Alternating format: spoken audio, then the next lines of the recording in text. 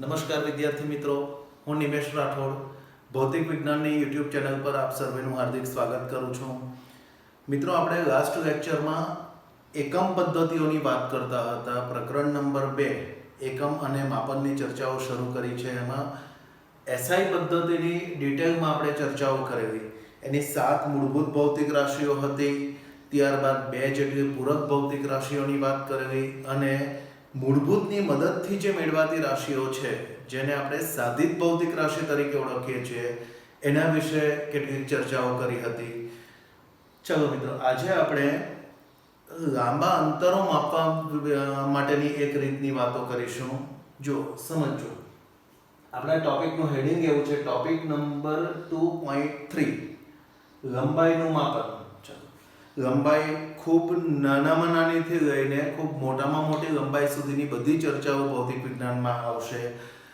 સમજો, શરૂઆતમાં લંબાઈનું માપનમાં 3 નાના નાના ઓબ્જેક્ટિવ આપી દીધા છે કે આપણે જે અંતર માપવા માટે અમુક બાબતો અમુક વસ્તુઓનો ઉપયોગ કરીએ છીએ, અમુક સાધન, જેમ કે માપપટ્ટી. ચલો, માપપટ્ટી નાનામાં નાનું કેટલું માપે તો તમે બધા જાણો છો કે માપપટ્ટી જે છે આપણી, એમાં આ રીતે કંઈક કાપા મળશે આપણને. શૂન્યનો જે કાપો છે ત્યાંથી 1 સેન્ટીમીટરનો જે કાપો છે, એ 1 સેન્ટીમીટરનો કાપો કેટલામાં નંબર પર આવે છે? 10મા નંબર પર. અહીંયા નાના નાના 10 ભાગો પાડેલા હશે. ચાલો, માપપટ્ટીને જરાક અવલોકન કરજો. 0 પછી 1 2 3 4 5મો કાપો મોટો હશે, આપણને સરળતાથી મળી શકે એના માટે. પછી 6 7 8 9 અને 10મા કાપા પર 1 સેન્ટીમીટર હશે. ઇન શોર્ટ, ચલો, માપપટ્ટીથી નાનામાં નાનું કેટલું મપાય તો બાજુમાં 2 કાપા વચ્ચેનું અંતર કેટલું થાય? ચલો, 1 સેન્ટીમીટરનો 10મો ભાગ એટલે કે 0.1 સેન્ટીમીટર તમે કહી શકો. આટલું 1 સેન્ટીમીટર છે, એમાં 10 કાપા આપેલા છે. 10મો ભાગ શોધવો હોય, પહેલો કાપો કેટલાનો થયો તો 0.1 સેન્ટીમીટર, અથવા તમે એને 1 મિલીમીટર પણ કહી શકો કે ફૂટપટ્ટીમાં 0 થી 1 ની વચ્ચે 10 કાપાઓ હોય તો 0 પછીનો પહેલો જે નાનકડો કાપો છે એ કેટલાનો કહેવાશે? 1 મિલીમીટરનો.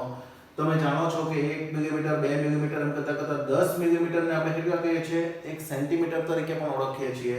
હવે સમજો, એક કાપો 1 મિલીમીટરનો એટલે મિલીમીટરમાંથી મિલી શબ્દને દૂર કરવું હોય તો 10⁻³ વડે ગુણવાનું, એટલે કે 1000 વડે ભાગવાનું એમ કહી શકાય. આ સંબંધ તમે ભણી આવ્યા છો, નવો નથી, બરાબર? ઇન શોર્ટ, આપણે એમ કહી શકીએ કે આપણે જે માપપટ્ટીનો ઉપયોગ કરીએ છીએ એ નાનામાં નાનું કેટલું અંતરથી માપવાનું શરૂ કરે છે? 10⁻³ મીટરથી. અને મીટર પટ્ટી જે લાંબી, મેજર ટેપ જેને કહીએ, એ 100 મીટર સુધી માપી શકે એવડી આપણી પાસે હોય છે. ચાલો, આપણે પ્રયોગશાળામાં, તમે જાણો છો કે હવે સાયન્સમાં પ્રેક્ટિકલ કરવાનું ને બધું આવશે જ્યારે શાળા શરૂ થાય ત્યારે. તો આપણે પ્રયોગશાળાની પ્રેક્ટિકલ બુક પણ અલગ બનાવીશું, એને લગતા પ્રેક્ટિકલ્સ આપણે ભણવાનું આવશે. તો આપણો જે ફર્સ્ટ એક્સપેરિમેન્ટ છે, પહેલો જે પ્રયોગ છે, એમાં એક સાધન વિશે ભણવાનું છે જેને વર્નિયર કેલિપર્સ તરીકે ઓળખવામાં આવે. ફૂટપટ્ટી જે છે તે 10⁻³ મીટર એટલે કે 1 મિલીમીટર જેટલું માપે, નાનામાં નાનું. તો વર્નિયર કેલિપર્સ નામનું એક સાધન આવશે જે એના કરતાં નાનું માપ 10⁻⁴ મીટર જેટલું માપી શકે. તે પછી આપણે વર્નિયરના પ્રેક્ટિકલ પછી બીજા 2 સાધનોના એવા પ્રેક્ટિકલ કરીશું. તમારા માપન વિશેના જ પ્રેક્ટિકલો શરૂઆતમાં આપેલા છે જર્નલમાં. એ 2 સાધનો છે, એક માઇક્રોમીટર સ્ક્રૂ ગેજ અથવા બીજું એક સાધન આવશે સ્ફેરોમીટર. તો આવા 2 સાધનોના જુદા જુદા પ્રયોગો ભણીશું જે 10⁻⁵ મીટર જેટલું નાનું ડિસ્ટન્સ માપી શકે. ચાલો, તમે નહીં મોડે કરવા માંગશો તો પણ આ તો આવડી જશે, કારણ કે આપણે પ્રેક્ટિકલ લેબમાં આ વસ્તુ શીખીશું, રૂબરૂ એ સાધનનો ઉપયોગ કરીશું. સમજો, લંબાઈનું માપનમાં શરૂઆત આપણે એવા કેટલાક સાધનોના નામથી કરી છે કે જે સાધનો આપણે પ્રેક્ટિકલ લેબમાં ઉપયોગમાં લઈશું.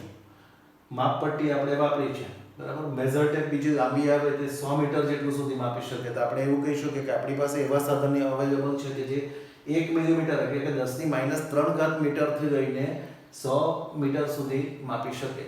વર્નિયર કેલિપર્સ નામનું એક સાધન જે આના કરતાં પણ નાનો 10મા ભાગનું માપી શકે. માઇક્રોમીટર સ્ક્રૂ ગેજ અને સ્ફેરોમીટર 2 સાધનો એવા છે જે વર્નિયર કરતાં પણ નાનું માપ લઈ શકે. ચાલો, હવે ચર્ચાને આગળ વધારીએ. હવે પછી આપણે એક 2 માર્કની થિયરી જોવાની છે. ખૂબ મોટા અંતરો હોય કે જ્યાં આવી મીટર પટ્ટીઓ કામ નથી આવતી, કે જ્યાં જે ડિસ્ટન્સ આપણે રૂબરૂ માપી જ નહીં શકીએ, દાખલા તરીકે પૃથ્વીથી લઈને સૂર્યનું અંતર હોય, કોઈક ગ્રહ સુધીનું અંતર માપવાનું હોય, કે પૃથ્વીથી કોઈક દૂરના તારાનું અંતર માપવાનું હોય, તો એ અંતરો માપવા માટે આપણી પાસે આવા કોઈ સાધનો નથી કે જેનાથી આપણે માપી શકીએ. તો શું કરવું પડે? એવા અંતરો જે છે એ માપવા માટે અમુક પદ્ધતિઓનો ઉપયોગ કરવામાં આવે. એમાંની એક પદ્ધતિ આપણે આજે જોવાની છે, જેને મોટા અંતરના માપન માટે દ્રષ્ટિ સ્થાન ભેદની રીત તરીકે ઓળખવામાં આવે. એ રીત આપણે સમજાવવાનું છે. ચલો, એકદમ સરળ છે આ રીત, જરા પણ ભારે નથી. એને એક વખત વ્યવસ્થિત સમજી લઈશું. જો આપણે શું આમાં આકૃતિમાં શું આપેલું છે એ સમજો પહેલા.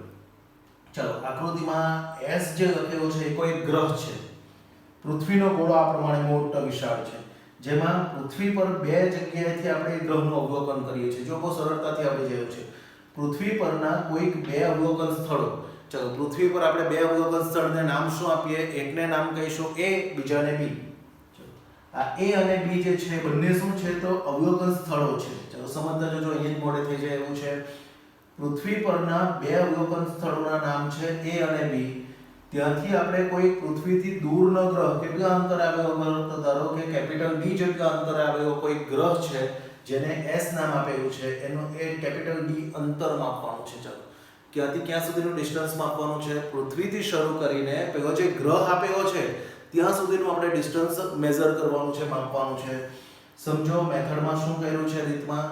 પૃથ્વી પરના બે સ્થળો A અને B પરથી એક સાથે ગ્રહનું અવલોકન કરવાનું. ચાલો, અવલોકન દિશાઓ અથવા અવલોકન રેખા કેવી મળશે?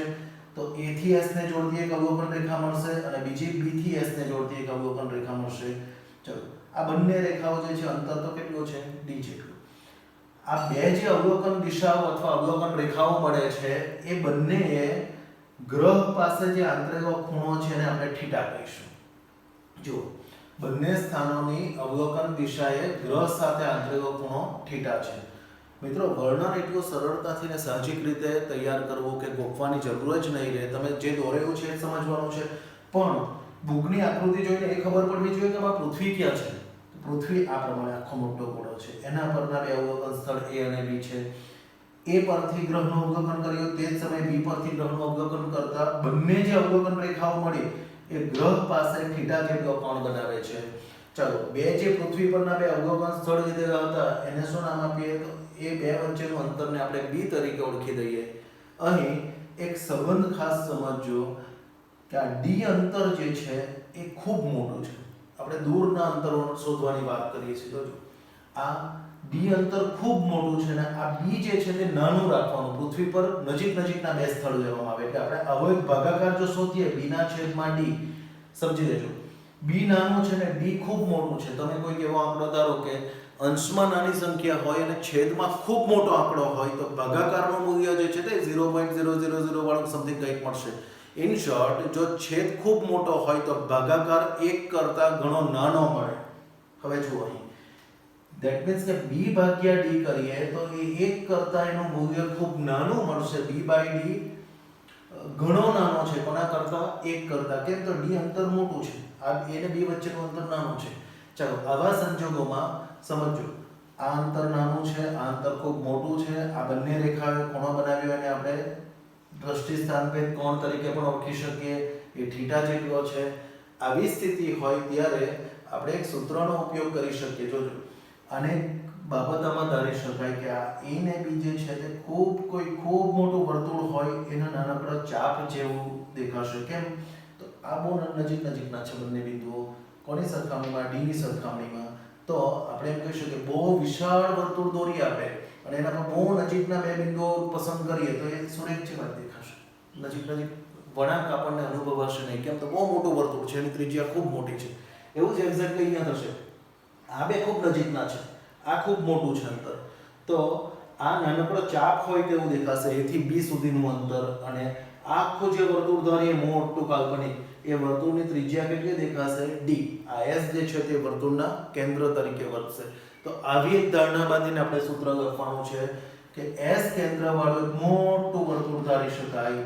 A ને B નજીકના બિંદુ છે, આ ત્રિજ્યા ખૂબ મોટી છે. ચાલો, તો આ જે ખૂણો છે એને રેડિયન એકમમાં જો લેવામાં આવે, જરાક યાદ કરો પૂરક ભૌતિક રાશિમાં પહેલી સમતલ કોણ, કે આવું કોઈ વર્તુળ હોય ત્યારે આપણે ખૂણાને રેડિયન એકમમાં કેવી રીતે શોધી શકાય. લાસ્ટ લેક્ચરને થોડોક રિકોલ કરજો કે સમતલ કોણ બરાબર ચાપ ભાગ્યા ત્રિજ્યા. મૂકી દઈએ સૂત્ર. ખૂણાની રેડિયનમાં વ્યાખ્યા અનુસાર ખૂણો બરાબર ચાપ ભાગ્યા ત્રિજ્યા. ચાલો આખું મોટું વર્તુળ તાર્યું એનો ચાપ કેટલો છે તો જુઓ આ એનો ચાપ થયો એટલે કેટલો લખાશે સ્મોલ બી, અને આખું વર્તુળનું આ કેન્દ્ર એટલે કે આ થઈ ત્રિજ્યા તો સ્મોલ બી ભાગ્યા ડી. તો આ થઈ ગયું ફાઇનલ સૂત્ર. આમાંથી તમને ડી શોધવાનો હોય તો ડી ને કરતા બનાવી દેવાનો. ચલો ડી બરાબર શું થશે, બી ના છેદમાં થીટા. કરતા બનાવીએ તો ડી ને ડાબી બાજુ લાવીએ, થીટા ને જમણી તરફ લઈ જાઓ. શરત કઈ છે દોસ્તો એ સમજો. શરત એ છે કે આવા દાખલા આપણે ગણવાના છે, 3-4 દાખલાઓ આ ટાઈપના આપણે ગણવાના છે. શરત એટલી છે કે થીટા જે છે કયા એકમમાં હોવો જોઈએ, એ રેડિયનમાં હોવો જોઈએ ફરજિયાત. આપણે ગઈકાલે લાસ્ટ લેક્ચરમાં એક સંબંધ શીખ્યા કે ખૂણાને રેડિયનમાં કેવી રીતે ફેરવવાનો. તો દાખલા ગણીએ ત્યારે પાછો એ સંબંધ તમને લખાવીશું કે એક રેડિયનમાં ખૂણો કેવી રીતે ફેરવવામાં આવે. તો આપણે ડિગ્રીમાં આપેલો હોય ખૂણોને રેડિયનમાં લેવાનો આવશે. તો 1 ડિગ્રી બરાબર કેટલા વડે ગુણવાનું, પાઈ ભાગ્યા 180 વડે ગુણવાથી એ રેડિયનમાં ફેરવાશે. એ રૂપાંતરણો આપણે પાછા દાખલા વખતે જોઈશું. ચલો તો અહીં સુધી આપણે દ્રષ્ટિ સ્થાનભેદની રીત પૂર્ણ થાય છે અહીંયા સુધી. ત્યાર પછી બીજું એક સૂત્ર આપેલું છે કે આવી જ એક રીત છે ખૂણો બરાબર ચાપ ભાગ્યા ત્રિજ્યા વાળી, જેની મદદથી કોઈક પૃથ્વીની નજીકનો કોઈ ગ્રહ હશે તો એનો વ્યાસ પણ શોધી શકાય. હવે વ્યાસ શોધવા માટે શું કરવાનું, તો તમને 2 લીટીમાં સેન્ટેન્સમાં જ આપી દીધું છે બુકમાં, પણ એની તમને વધારાની એક આકૃતિ અહીં દોરાવીશું જેથી કરીને એ 2 લીટીમાં આ સૂત્રમાં શું કહેવા માંગ્યો છે તે તમને સમજ પડવી જોઈએ. જો આવી પરિસ્થિતિ છે, આ પૃથ્વીનો ગોળો, નજીકનો કોઈ ગ્રહ છે, એનો વ્યાસ શોધવાનો છે. તો શું કરવાનું, પૃથ્વી પરના કોઈ એક સ્થળેથી, આ બંને રીતમાં સમજજો.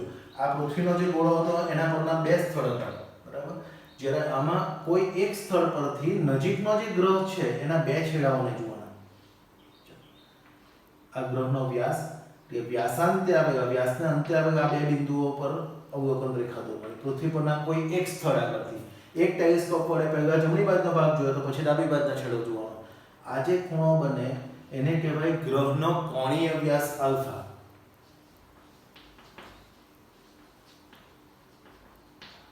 ચલો આ જે ડિસ્ટન્સ છે એને આપણે કેપિટલ ડી જ કહી દઈએ. તો હવે સમજો અહીં ખૂણાની રેડિયનમાં વ્યાખ્યા અનુસાર ખૂણો શું થશે, ખૂણો બરાબર ચાપ. એટલે કે હવે આ રીતે એક મોટું વર્તુળ દોરવાનું આને કેન્દ્ર રાખીને. એટલે ખૂણો બરાબર ચાપ ભાગ્યા ત્રિજ્યા. એટલે કે ઇન્સર્ટ દરેક વખતે આવું જ આવે છે ટૂંકમાં કહીએ તો. ખૂણો બરાબર સામેની બાજુ ને પાછળની બાજુ tan θ જેવું જ આવે છે ટૂંકમાં યાદ રાખવા પૂરતું રાખવું હોય તો. જો થીટા બરાબર સામેની બાજુ ને પાછળની બાજુ, અહીંયા પણ એવું જ આવશે. લખવાનું એવું નથી, આ તો ખાલી તમને યાદ રાખવા માટેની ટ્રીક માત્ર છે. આપણે લખવાનું તો શું, ખૂણાની રેડિયનમાં વ્યાખ્યા અનુસાર ખૂણો બરાબર ચાપ ભાગ્યા ત્રિજ્યા એટલે કે ડી ના છેદમાં કેપિટલ ડી. તો આવી રીતે આપણે કોઈક નજીકનો ગ્રહ હોય તો એનો વ્યાસ પણ માપી શકીએ છીએ. ચાલો બંને જે સૂત્ર છે એને લગતા આપણે કેટલાક દાખલાઓ નેક્સ્ટ લેક્ચરની અંદર ગણીશું. ફરીથી જરાક સમજી લઈએ શું કર્યું આપણે દ્રષ્ટિ સ્થાનભેદની રીતની અંદર. તો દ્રષ્ટિ સ્થાનભેદની રીતની અંદર પૃથ્વી પરના 2 અવલોકન સ્થળ લીધા. જો આની સ્થિતિ આવી છે કે આ આકૃતિ જોઈ લેજો.